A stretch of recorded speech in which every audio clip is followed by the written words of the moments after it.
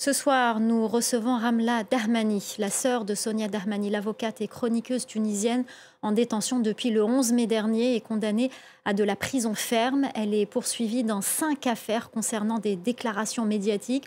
Aujourd'hui, sa sœur souhaite mobiliser la communauté internationale pour sa libération. Merci beaucoup Ramla Dahmani d'être avec nous ce soir sur ce plateau. La première question qu'on a envie de vous poser, c'est comment va votre sœur aujourd'hui ? Merci à vous, merci de me recevoir et de me permettre de porter la voix de Sonia. Alors c'est pas parce que c'est ma sœur, mais elle est vraiment formidable. C'est une fille, c'est une femme qui tient le coup malgré le harcèlement. Ses conditions de détention sont terribles parce qu'elle vit, elle a souffert de la chaleur cet été, elle souffre du froid aujourd'hui. Elle se lave à l'eau froide, elle lave son linge à l'eau froide. Sa cellule est insalubre, il y a des rats.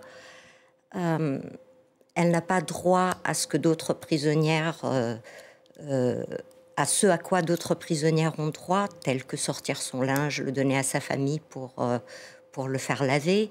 Elle n'a pas le droit de se couper les cheveux, ni de se les faire teindre. On essaye d'effacer tout ce qu'elle représente et toute sa féminité aujourd'hui. Alors, son esprit est très, très, très fort encore, mais son corps commence à lâcher. Vous l'avez dit il y a quelques instants, elle n'a pas le même traitement que les autres détenus. Non, absolument pas. Aujourd'hui, Sonia reçoit des dizaines, des centaines de lettres d'avocats français, d'amis, d'inconnus. Elle n'en reçoit aucune. En 7 mois, on lui a donné une de ces lettres. Elle a très très peu de droits.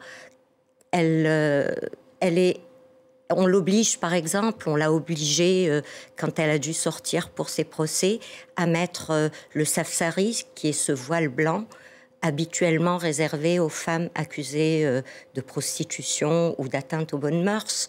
On a eu beaucoup de mal à lui faire rentrer des vêtements. Aujourd'hui encore, il fait extrêmement froid. On ne peut pas lui emmener un manteau, des gants, un bonnet, une écharpe. Comment vous expliquez qu'un pays comme la Tunisie, qui était à l'avant-garde des droits de la femme, puisse en être arrivé là aujourd'hui ?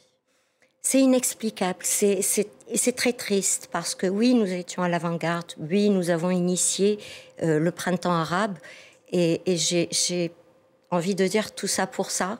Tout ça pour qu'aujourd'hui, ma sœur, qui n'a fait que dénoncer des faits de société, donner son avis, se retrouve en prison.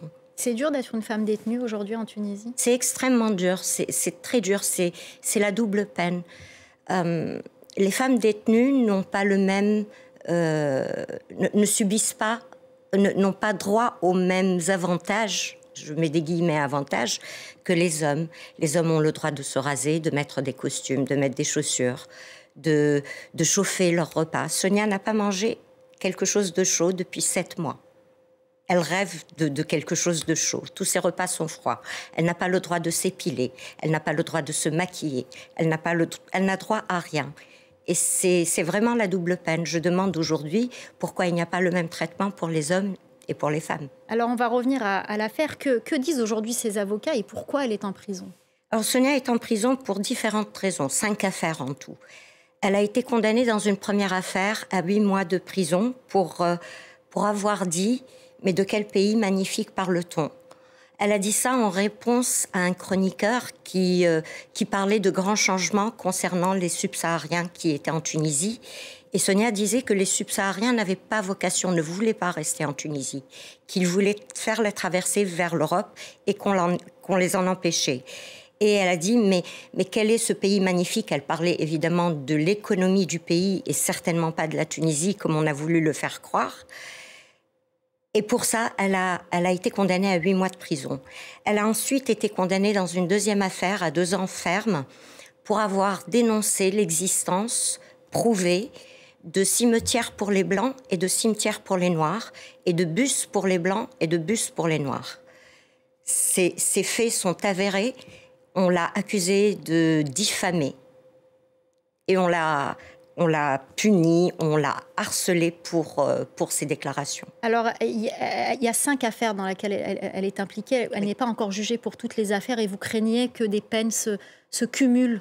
Aujourd'hui, 2 des affaires sont des affaires criminelles. Elle a dénoncé les conditions de détention des prisonniers politiques.